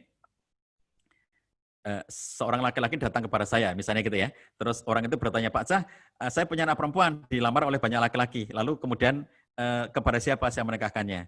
Nah, ini saya menjawab seperti ini. Jawaban Hasan al-Basri itu ya, saya bahasakan seperti ini. Kamu jangan khawatir menikahkan anakmu dengan laki-laki yang manapun, asalkan mereka itu takwa kepada Allah SWT. Mungkin anak kamu belum kenal dengan laki-laki itu. Mungkin anak kamu belum cinta kepada laki-laki itu. melalui proses ta'aruf, kamu mengenal, baru dikenalkan, belum ada rasa cinta, belum ada rasa tertarik dengan laki-laki itu. Tapi jangan khawatir dengan laki-laki yang bertakwa pada Allah SWT. Meskipun belum kenal, meskipun belum tahu, meskipun kamu belum berinteraksi dengan cukup dengan laki-laki itu, sepanjang dia bertakwa kepada Allah SWT, maka dia tidak akan mendolimi anakmu. Ya. Jadi kalau laki-laki itu bertakwa pada Allah, kalau nanti laki-laki itu bisa mencintai istri kamu, dia akan memuliakannya. Tapi kalau laki-laki itu enggak mencintai istri kamu, dia tidak akan mendoliminya. Coba, betapa happy rumah tangga kita, kalau di rumah kita itu ada suami yang bertakwa kepada Allah SWT. Next, karena suami yang bertakwa kepada Allah SWT itu selalu memuliakan istri. Asy-Syaukani di dalam kitab Nailul Autor menyatakan dari hadis yang 2 hadis tadi ya, satunya khairukum, satunya khiyarukum. Imam Asy-Syaukani mengatakan banyak orang terjatuh dalam kesalahan ini. Engkau melihat seorang laki-laki jika bertemu dengan istrinya, maka ia adalah orang yang terburuk akhlaknya, paling pelit dan paling sedikit kebaikannya. Namun jika ia bertemu dengan orang lain selain istrinya, maka ia akan bersikap lemah lembut, berakhlak mulia, hilang rasa pelitnya, dan banyak kebaikan yang dilakukannya. Tidak dilakukan lagi, barang siapa yang demikian kondisinya, maka ia telah terhalang dari taufik petunjuk Allah dan telah menyimpang dari jalan yang lurus. Kita memohon keselamatan dari Allah SWT. Bayangkan Bapak-Ibu sekalian, komentar ini muncul di zamannya Imam Asy-Syaukani hidup. Ya, artinya perilaku ada laki-laki yang kalau ke teman-temannya baik, kalau ke keluarganya jahat, itu sudah ada sejak zaman dulu, bukan hanya zaman kita sekarang. Ya, jadi ada laki-laki yang kata Imam Asy-Syaukani, kalau ketemu gengnya itu Masya Allah gitu ya. Misalnya laki-laki ini hobi apa sesuatu ya, hobi goes atau hobi apa mancing atau hobi apa saja. Kalau dengan teman-teman satu hobinya itu ya, wow Masya Allah gitu ya, ayo jalan-jalan, ditraktir, diajak makan-makan, diberi fasilitas gitu ya, dibayari berbagai aktivitasnya, luar biasa baiknya dengan teman-temannya itu gitu ya. Jam berapapun diminta tolong akan berangkat, jam berapapun diajak tentu akan dilakukan. Tapi begitu sampai di rumah, dia pasang wajah yang tidak enak, dia berlaku tidak baik kepada istrinya, tidak murah kepada istrinya. Kalau kepada teman-temannya itu murah luar biasa gitu ya, raktir dan seterusnya. Kepada istrinya pelitnya bukan main. Perilaku kayak begitu itu, kata Imam Asy-Syaukani, itu adalah orang yang terhalang dari petunjuknya Allah SWT. Dan kita semuanya memohon kepada Allah agar tidak menjadi kayak begitu, kata beliau ya. Next. Nah, jadi Bapak-Ibu sekalian, beliau lebih lanjut mengatakan orang yang tingkat kebaikannya tertinggi dan yang paling berhak untuk disifati dengan kebaikan adalah orang yang terbaik bagi istrinya. Karena istri adalah orang yang berhak untuk mendapatkan perlakuan mulia, akhlak yang baik, perbuatan yang baik, pemberian manfaat dan penolakan kemudaratan. Jadi kalau kita ingin berbuat baik, nomor 1 itu adalah kepada istri. Kalau kita tidak ingin berlaku jahat, jangan sampai nggak mau berlaku jahat kepada binatang, nggak mau berlaku jahat kepada orang lain, tapi jahat kepada istrinya. Loh, nomor 1 itu jangan jahat kepada istri. Ya. Jadi kita nggak mau jahat kepada orang lain. Ada orang itu, aku nggak tega jahat kepada dirinya. Loh, tapi jahat kepada istrinya. Aku nggak mau menyakiti hati dia. Loh, tapi menyakiti hati istrinya. Jadi kan kebalik-balik itu. Dia pengen menolong orang lain. Berlaku baik kan, menolong orang itu. Bagus. Tapi ternyata nggak mau nolong istrinya. Dia nggak mau menyakiti orang lain. Bagus. Tapi ternyata menyakiti istrinya. Jadi harusnya yang harus mendapatkan perlakuan tidak disakiti hatinya itu nomor 1 istrinya. Yang mestinya mendapatkan perbuatan baik itu nomor 1 istrinya. Demikian penjelasan Asy-Syaukani. Next. Kemudian Bapak-Ibu sekalian, kalau kita lihat sebaliknya ya, dari segi sang istri. Dari segi sang istri. Kalau tadi dari segi suaminya, ya. Bagaimana dari segi istrinya, Nabi sallallahu alaihi wasallam ditanya oleh seseorang sahabat, siapakah wanita yang paling baik? Lalu kemudian Nabi sallallahu alaihi wasallam menyatakan, wanita yang paling baik itu siapa? Tasurruhu idza nadhara wa tutituhu idza amara wa la tukhalifuhu fi nafsiha wa maliha bima yakrah. Perempuan yang paling menyenangkan jika dilihat oleh suaminya, mentaati suami jika diperintahnya, dan tidak menyelisih suami pada diri dan hartanya, sehingga membuat suami benci kepadanya. Jadi sesuatu yang kalau kita lihat ya, Bapak-Ibu sekalian, ini arahan yang timbal balik. Nabi mengarahkan ke laki-laki, jadilah laki-laki yang terbaik, dengan jalan menjadi laki-laki yang paling baik akhlaknya kepada keluarganya. Tapi jadilah istri yang paling baik, dengan jalan menjadi istri yang berbuat baik kepada suaminya. Jadi Masya Allah ya, Nabi sallallahu alaihi wasallam itu, yang sebagian besar masyarakat Indonesia sedang memberikan melakukan berbagai macam hal ya di bulan Maulid sekarang ini dengan mengingat dan selalu belajar lebih banyak kepada Nabi sallallahu alaihi wasallam, itu luar biasa pengingatan beliau kepada laki-laki, pengingatan beliau kepada perempuan, beliau memberi arahan kepada laki-laki, kepada suami, beliau memberikan arahan pada perempuan, itu dengan sesuatu yang adil ya.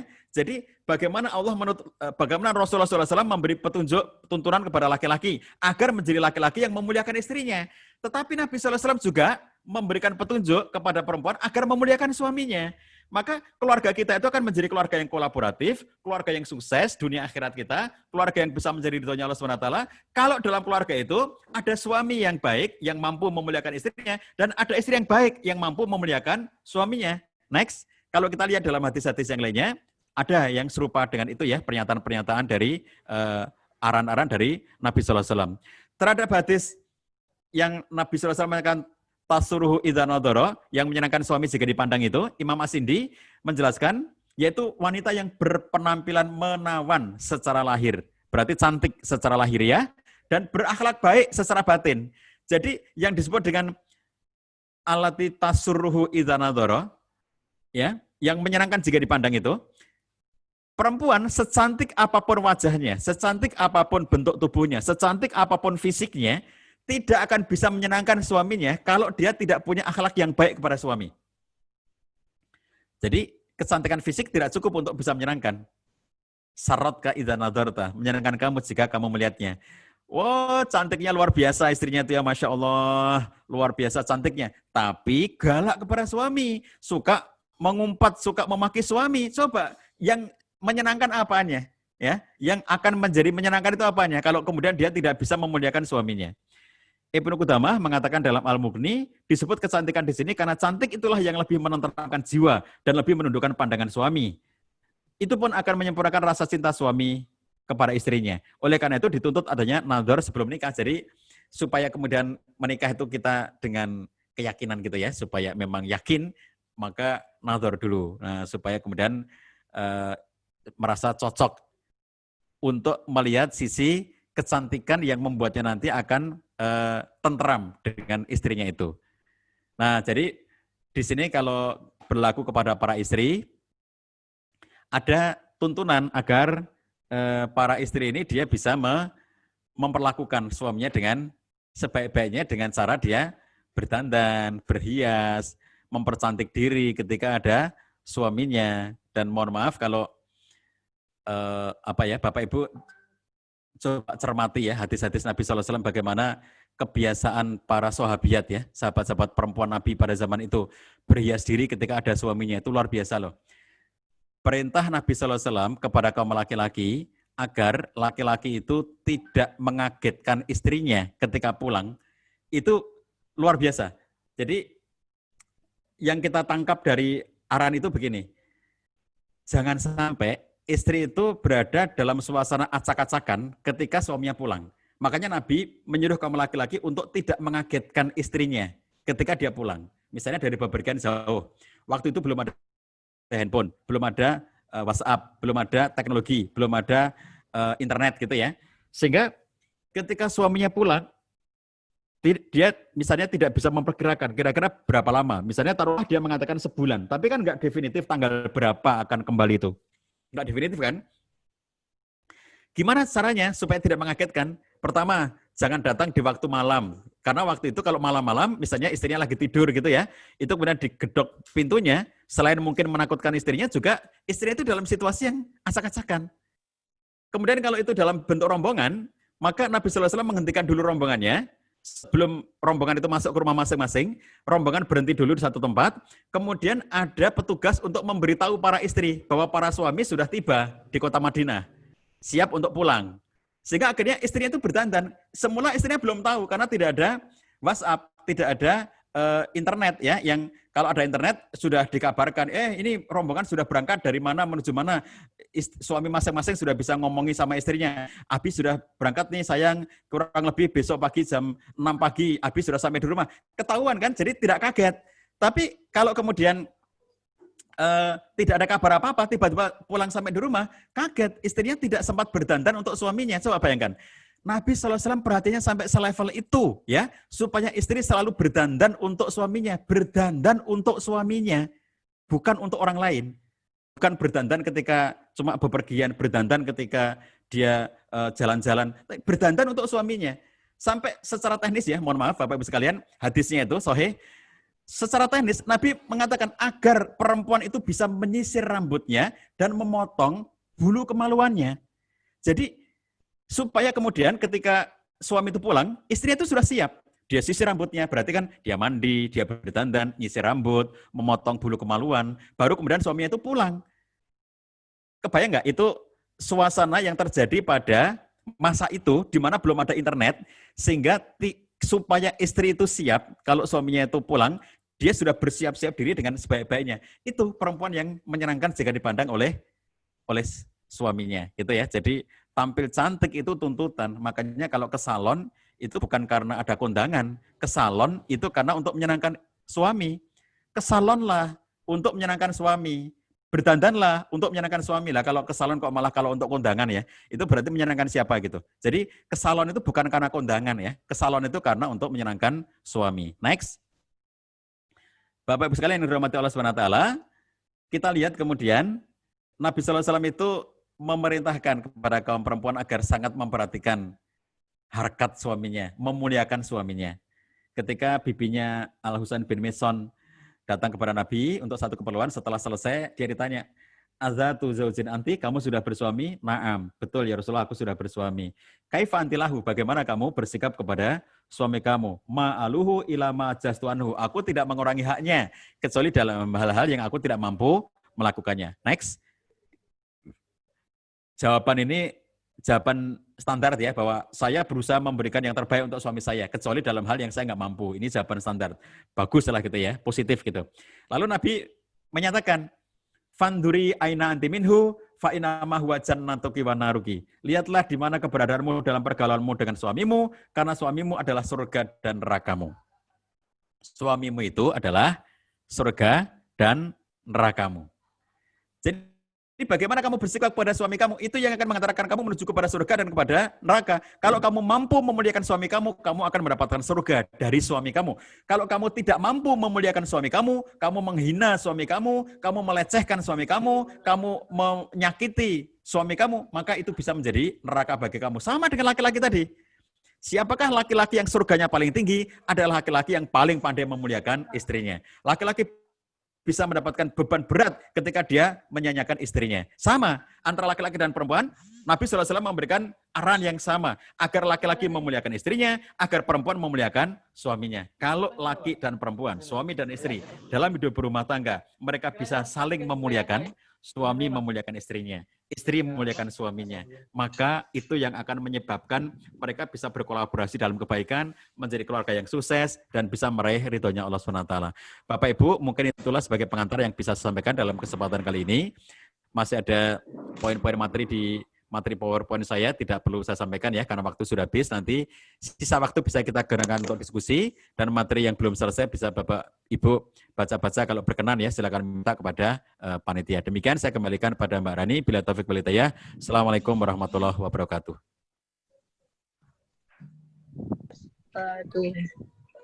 Waalaikumsalam warahmatullahi wabarakatuh. Jazakallah kepada Ustaz Cahyadi atas materi yang sudah disampaikan. Sungguh memotivasi sekali Ustadz bagi kami semua ya. Nah, bagi ayah dan bunda dan semua atau seluruh peserta webinar, kali ini adalah sesi tanya jawab. Nah, dari materi yang sudah Ustadz Cahyadi tadi sampaikan, silakan bagi ayah bunda dan seluruh peserta webinar dapat menanyakan dengan cara menulis di kolom komentar. Kita akan pilih nanti untuk pertanyaan-pertanyaan yang akan kita ajukan kepada Ustadz. Jadi, silahkan untuk mengetikkan pertanyaan-pertanyaan di kolom komentar. Apakah sudah ada? Oke, Ustadz, ini sudah ada pertanyaan. Langsung saya bacakan ya, Ustadz ya. Ya, monggo. Ya, Mbak. Monggo. Dari siapa ini? 6B, IC, Erwan. Jadi gini Ustadz, Assalamualaikum Ustadz. Ustadz mohon penjelasan. Yang pertama, tentang takwa kalau kita melihat seseorang dia sebagai seseorang yang bertakwa dilihat dari hal dasar apa ya, Us? Oke, itu. Ya, Ustaz, itu untuk pertanyaan-pertanyaan. Pertanyaan pertama, monggo bisa langsung dijawab, Ustaz? Ada lagi kah pertanyaannya? Kalau ada bisa sekalian, kalau enggak saya jawab dulu ya. Oke, belum Ustaz. Jadi satu dulu, Ustaz. Ya, oke. Baik, Bapak Ibu sekalian yang dirahmati Allah SWT. Takwa itu kalau secara makna bahasa kan takut ya kepada Allah SWT. Seseorang yang disebut dengan orang yang bertakwa adalah orang yang takut kepada Allah SWT. Maka kalau kita lihat ayatnya diantaranya adalah wa amma man khafa maqama rabbih wa nahan nafsa anil hawa fa innal jannata hiyal ma'wa. Adapun orang-orang yang khafa maqama rabbih, takut dengan kebesaran Tuhannya, wa nahan nafsa anil hawa, dan mampu menahan hawa nafsunya, fa innal jannata hiyal ma'wa, maka dia akan mendapatkan surga sebagai tempat tinggal akhirnya nanti. Jadi orang yang bertakwa itu bisa dilihat apakah orang itu takut kepada Allah apa tidak. Mohon maaf ya Bapak Ibu sekalian, bentuk-bentuk praktisnya nih, kalau kita pengen tahu praktisnya.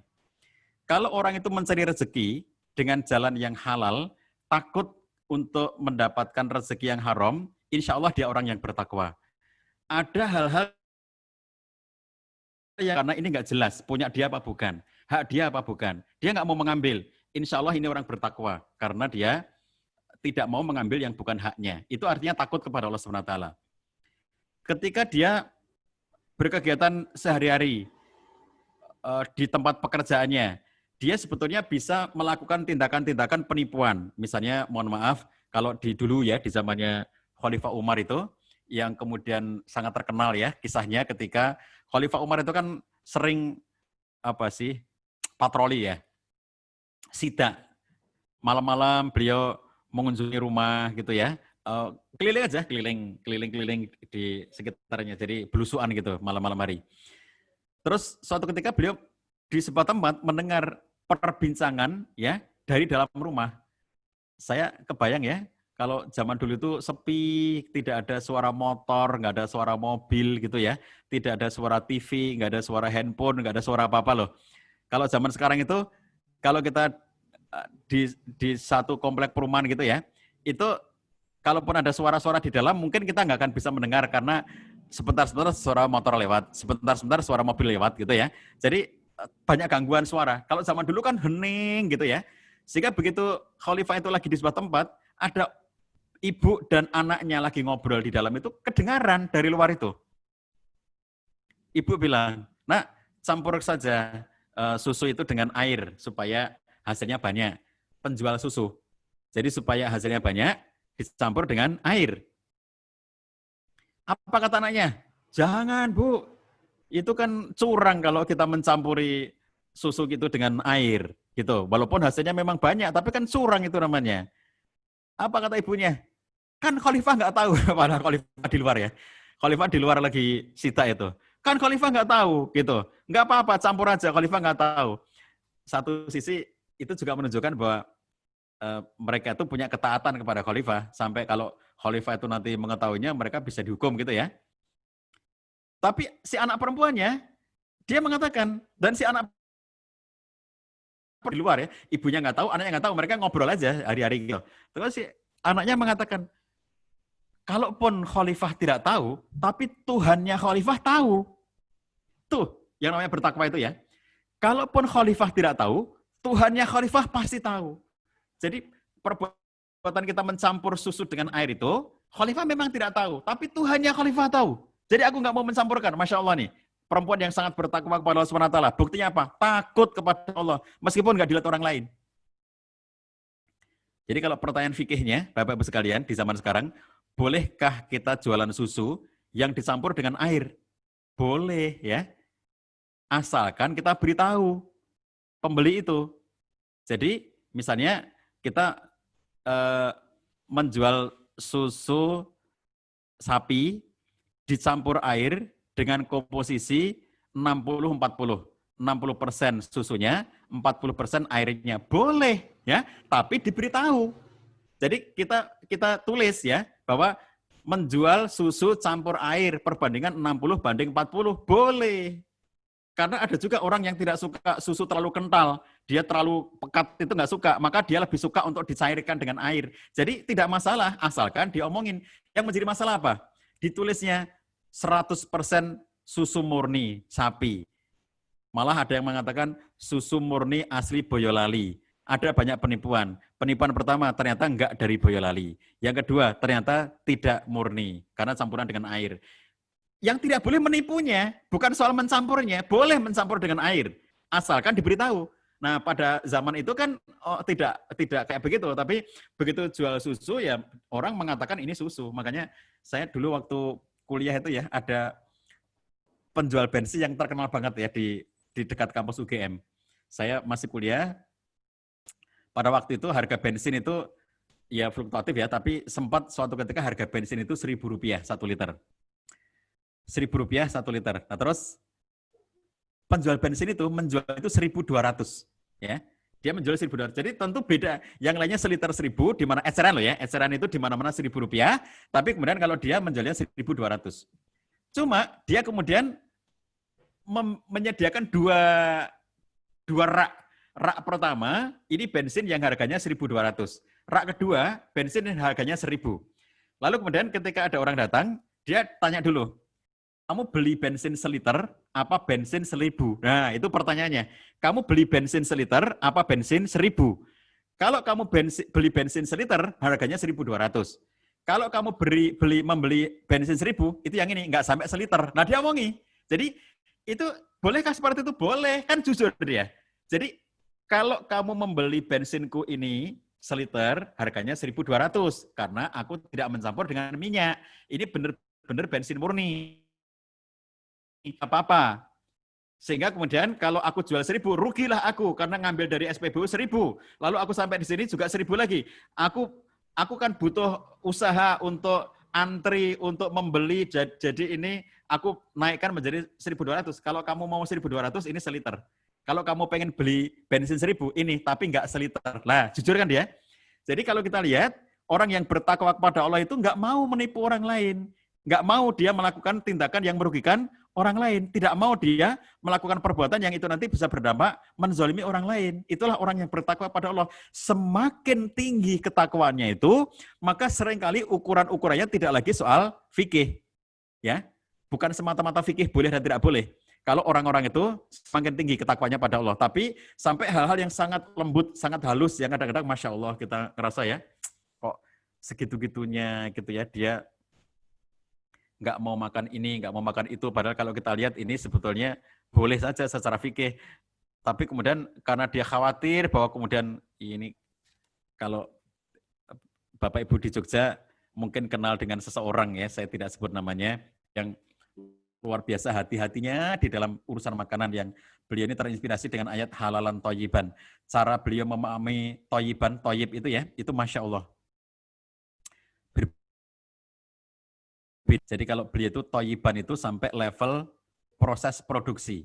Jadi begini, beliau tidak mau beli tempe di pasar atau tempe di toko, nggak mau. Kenapa? Karena tempe yang dibeli di pasar, tempe yang dibeli di toko-toko itu adalah proses produksi. Apa artinya proses produksi? Di dalam proses produksi, industrialisasi, itu terdapat buruh yang dizolimi oleh majikannya. Dia nggak mau beli tepung. Kenapa? Tepung itu industrialisasi. Jadi tepung itu dibuat dalam proses industri.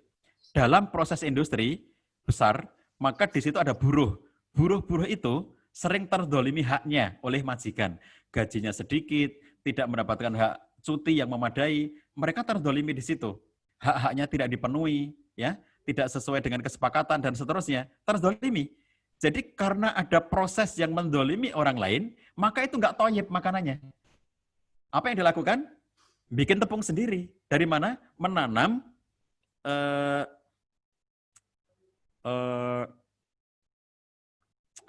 apa itu, sukun. Nah, sukun. Jadi dia menanam sukun, kemudian buah sukunnya itu yang kemudian dijadikan sebagai tepung. Jadi itu ditumbuk sendiri, ya. Ya, sendiri itu maksudnya bukan dia sendiri, tapi dengan timnya, dia punya orang-orang yang membantu bekerja di tempatnya dia. Jadi kalau dia membuat tempe bagaimana? Dia menanam kedelai sendiri, di lahannya sendiri, dengan pupuk yang dibuat sendiri. Pupuknya dari mana? Sapi, dia di situ ada sapinya, ada kambing, kotoran sapi, kotoran kambing, dikasih makan dengan rumput yang ditanam sendiri. Jadi rumputnya itu ditanam sendiri, kemudian diberikan kepada sapi, sapinya itu ada kotorannya untuk pupuk, lalu kemudian dari kotoran sapi juga ada gasnya, itu dipakai untuk memasak di situ, lalu dengan itu dia membuat tempe dari kedelai yang ditanam sendiri. Ya. Kemudian dengan itu dia membuat tahu. Dengan itu dia di lahannya itu dia menanam padi sendiri yang ditanam dengan tenaga dia sendiri. Tidak ada proses industrialisasi di situ. Semuanya dikerjakan sendiri. Karena dia memahami yang disebut sebagai toyiban itu lebih daripada kita pada umumnya. Nah kalau kita kan gandum itu ya kita beli di pasar, gandum kita beli di toko, minyak kita beli di pasar. Dia nggak mau beli minyak di pasar. Nggak mau beli minyak di toko. Kenapa? Itu industrialisasi. Selalu ada buruh yang terdolimi dalam proses industrialisasi. Dan dia nggak mau. Dia bilang sama saya begini, saya ngobrol dengan dia cukup panjang ya, saya ketemu dengan dia berkali-kali. Dia bilang, Pak Cah, saya nggak mau ikut mendolimi. Gitu. Jadi dia sebelum ngobrol itu dia suguhkan kepada saya ini kue-kue, kemudian masakan-masakan gitu ya. Terus saya makan gitu. Enak Pak Cah, enak saya bilang. Masya Allah, ini cicipi kuenya. Enak Pak Cah, enak. Pak Cah tahu ini kue dari apa? Enggak. Ini bukan dari gandum kata dia. Ini gandumnya dari sukun yang kita bikin tepung sendiri. Jadi baru dia bercerita, nggak mau beli gandum, nggak mau beli kecap, nggak mau beli saus, nggak mau, semua yang di toko itu dia nggak mau. Karena itu industrialisasi. Dan itu pasti ada buruh yang terdolimi. Coba bayangkan. Semakin rasa takut orang itu kepada Allah SWT, semakin tidak berani untuk melakukan proses mendolimi orang lain. Kalau Cak Nun, Mbak Ainun Nasib, cerita tentang seorang ulama yang beliau itu zaman dulu itu kalau berwudu kita ngambil air itu di sumur ya, itu pakai kalau orang Jawa istilahnya mohon maaf senggot. Mungkin banyak orang tidak tahu di zaman sekarang ya senggot. Jadi kalau timba itu kan pakai itu karet itu ya, timba terus ada roda di atas terus ditarik begini kan. Kalau itu namanya timba ya, pakai karet hitam itu. Terus ada embernya itu kan. Kalau senggot itu dari bambu. Jadi bambunya panjang gitu, kemudian nanti ada pemberatnya, terus kemudian ditarik ke bawah gini, ada embernya, terus ditarik lagi ke atas gitu. Nah itu namanya senggot. Cak Nun, Mbak Ainun itu cerita tentang seorang ulama yang pagi-pagi hari ketika dia mau wudhu untuk sholat subuh, itu dia dengan senggotnya itu ngambil air, kemudian setelah air itu sampai di atas, dia mau pakai untuk wudhu, dia ngelihat banyak semut di atas air itu. Ada semut-semut di situ. Lalu dia nggak tega untuk menggunakan itu sebagai wudhu karena khawatir membunuh semut. Apa yang dilakukan? Semut itu satu persatu diangkat, kemudian ditaruh di tanah sehingga semut itu pergi, dan setelah itu dia baru berwudhu dengan itu. Jadi si ulama ini sampai takut kalau dia membunuh semut, gitu ya. Nah, jadi kalau kita lihat dalam kehidupan kita sehari-hari itu, semakin orang itu takwa kepada Allah SWT itu semakin takut bahwa jangankan mendolimi orang, mendolimi binatang dia juga tidak mau. Makanya ada seorang sahabat yang terkenal, dia suka ngasih makanan kepada semut yang menjadi tetangganya. Dia bilang, aku punya tetangga semut, aku kasih gula di sekitar liang. Orang saya bilang leng, tempat sembunyi semut itu ya. Itu kemudian ditaruh gula di situ. Karena dia tahu semut suka gula, dia sengaja taruh itu. Itu hadiah kepada dia untuk para semut yang menjadi tetangganya itu. Nah, jadi Bapak Ibu sekalian, ini kalau tadi ditanyakan soal takwa itu kayak apa, ya seperti itulah ya. Semakin orang itu bertakwa pada Allah, semakin hati-hati hidupnya, semakin nggak mau mendolimi orang lainnya, semakin pasti dalam kehidupan berumah tangganya tidak mau menyakiti istrinya, tidak mau menyakiti suaminya, dengan kata-kata, dengan perbuatan, dengan wajah, dengan tindak tanduk, semuanya akan baik-baik saja kalau keluarga itu bertakwa kepada Allah. Demikian Mbak Rani, mangga kalau masih ada yang lain. Ya Ustadz, terima kasih. Ada lagi Ustadz ini dari Bunda Husnul. Nah, Ustadz, kita sudah berusaha dengan maksimal sebaik-baiknya beribadah, tapi masih sulit mengendalikan diri saat anak tidak tertib. Saat orang lain menyakiti perasaan kita, berarti masih ada yang salah, dengan ketakwaan kita. Pripun Ustadz, mohon arahan dan tipsnya. Bisa diulangi Mbak, mohon maaf. Coba diulangi lagi. Oke, saya ulangi Ustadz. Kita sudah berusaha dengan maksimal sebaik-baiknya beribadah. Akan tetapi Ustadz, kami masih sulit mengendalikan diri saat anak tidak tertib. Nah, Oke. saat orang lain menyakiti perasaan kita juga Ustadz, berarti kan masih ada yang salah ya Tat, dengan ketakwaan kita. Nah, ini bagaimana arahan dan tips dari Ustadz? Baik. Jadi manusia itu, Bapak Ibu sekalian ya, kita tuh diberi kelengkapan potensi diri, termasuk potensi itu ya, selain potensi akal, potensi roh, potensi hati, ada sesuatu yang kalau dalam bahasa umumnya sering kita sebut sebagai emosi. Kita tuh punya emosi, misalnya kayak rasa suka, rasa sedih, rasa marah gitu ya. Itu sesuatu yang dimiliki oleh semua manusia.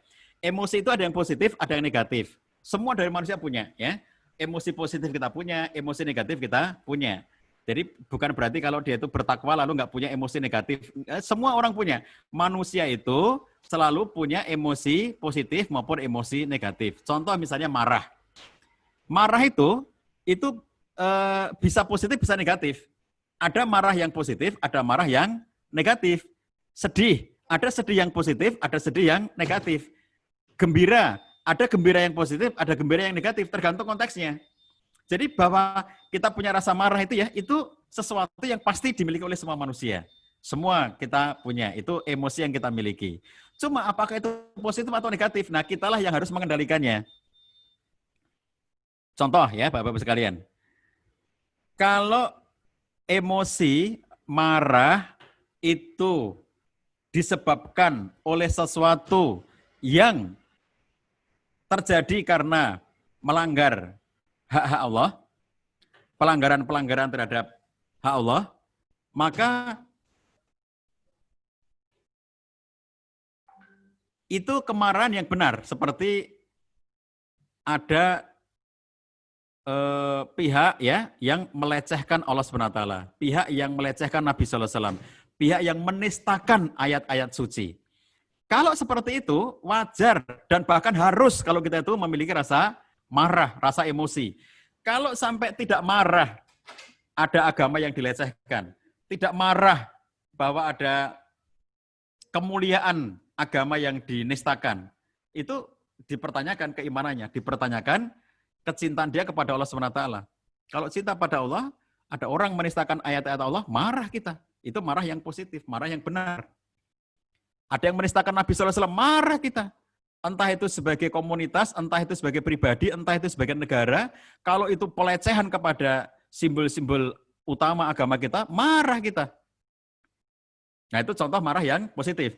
Tapi kalau marahnya itu kaitannya hanya dengan sesuatu yang sifatnya pribadi, contoh nih, orang ngejek saya, Pak Cah jelek gitu, ngejek saya terus gitu ya, jahat, jelek segala macam. Nah yang tersinggung pribadi saya, itu nggak ada urusannya dengan agama, itu urusannya dengan pribadi saya.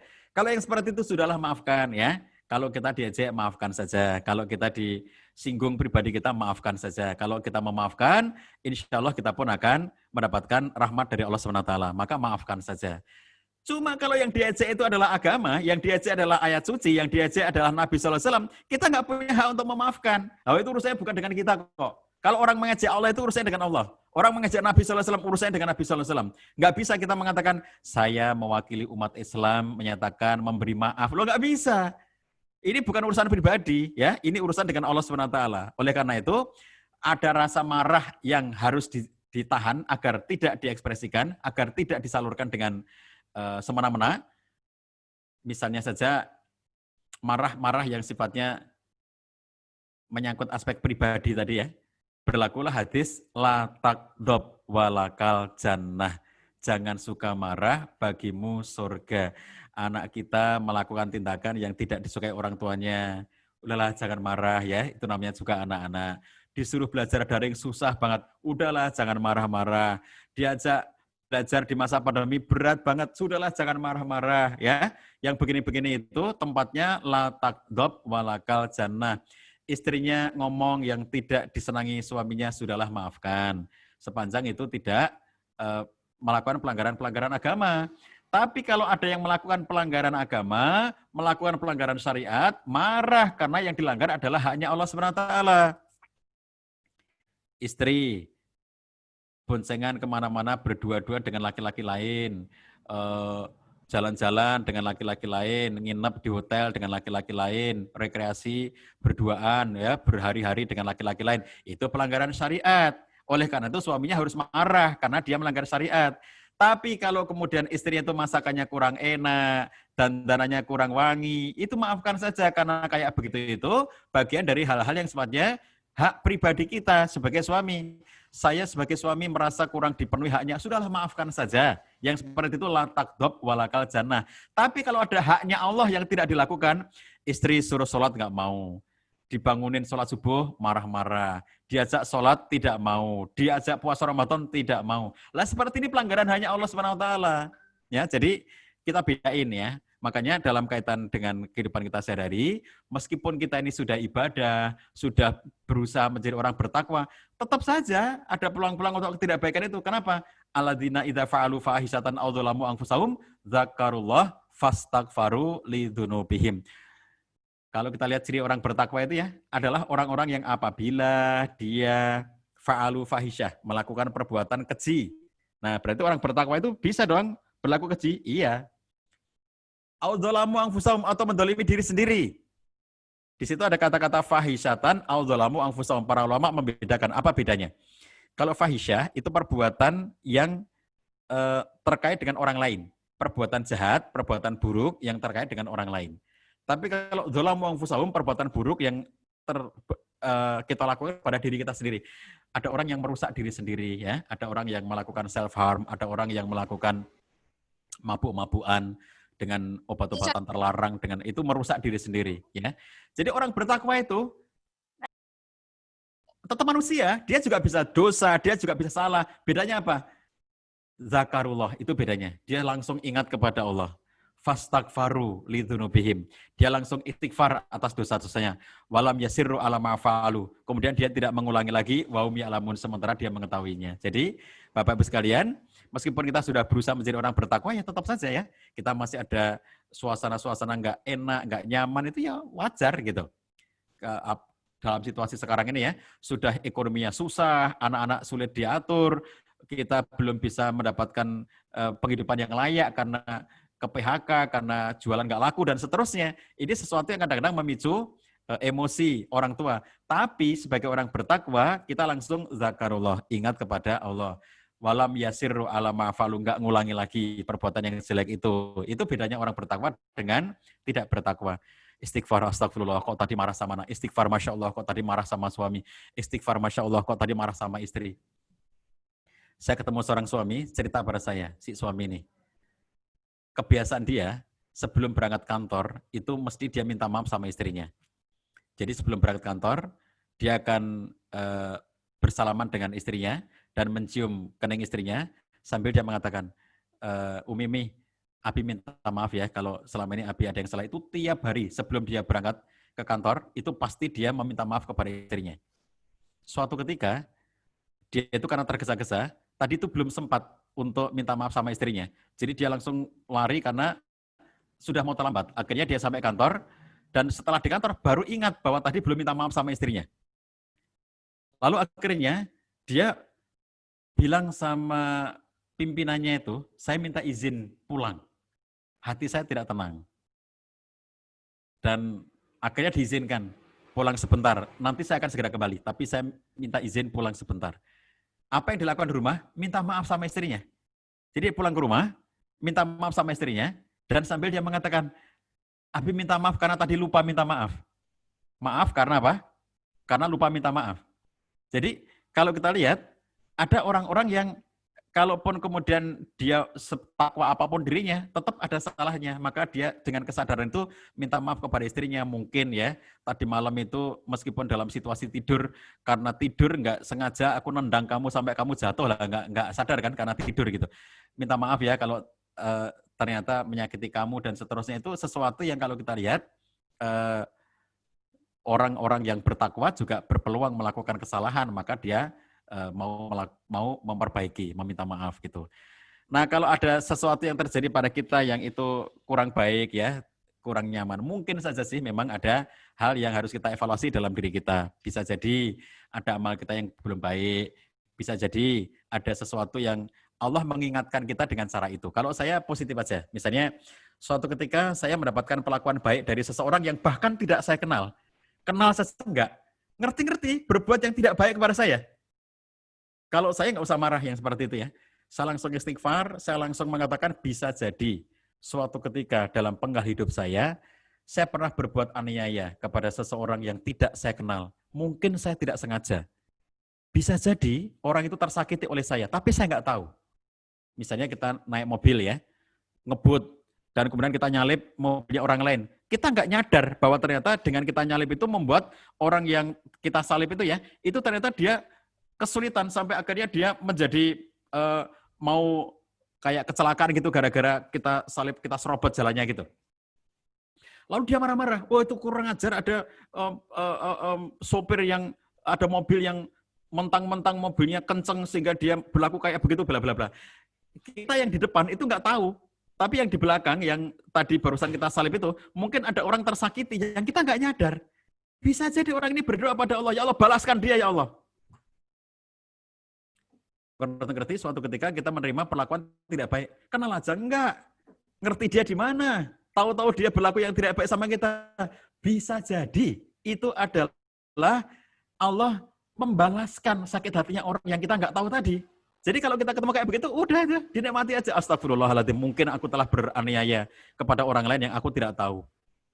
Mungkin aku telah berbuat aniaya kepada teman-teman di grup WhatsApp atas komentarku yang ada orang tersinggung dari omonganku itu.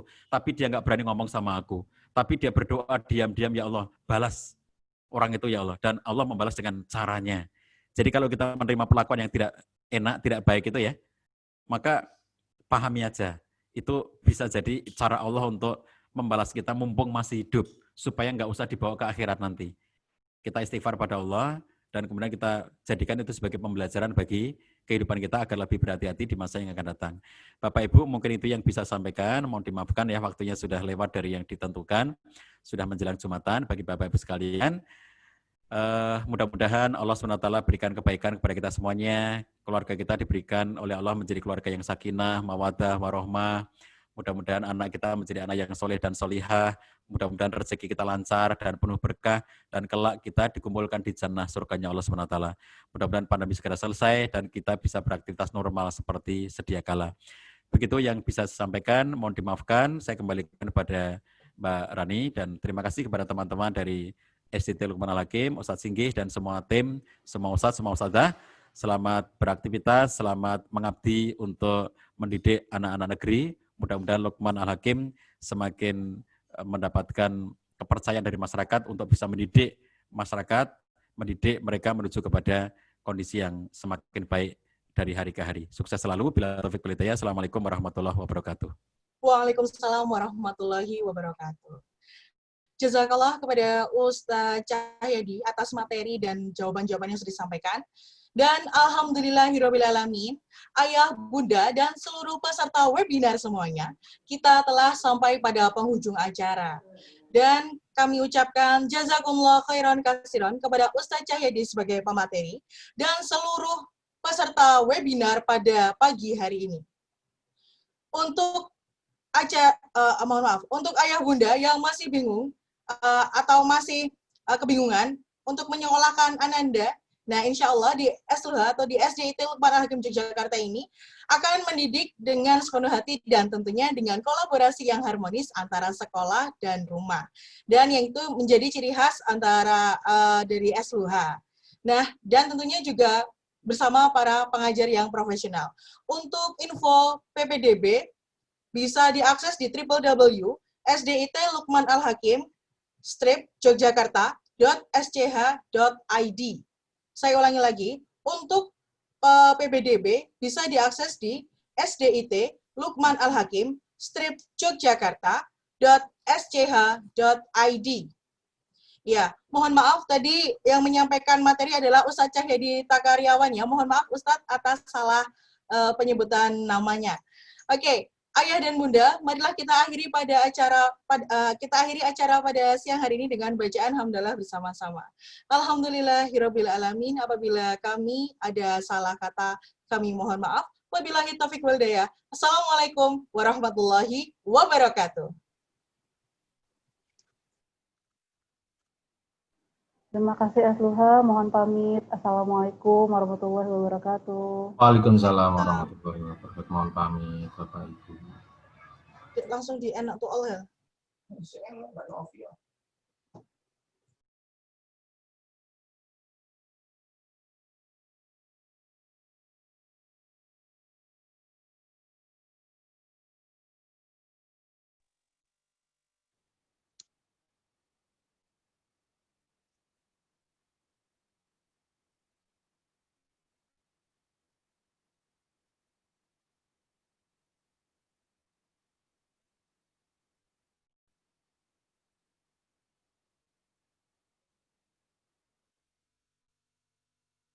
Duh.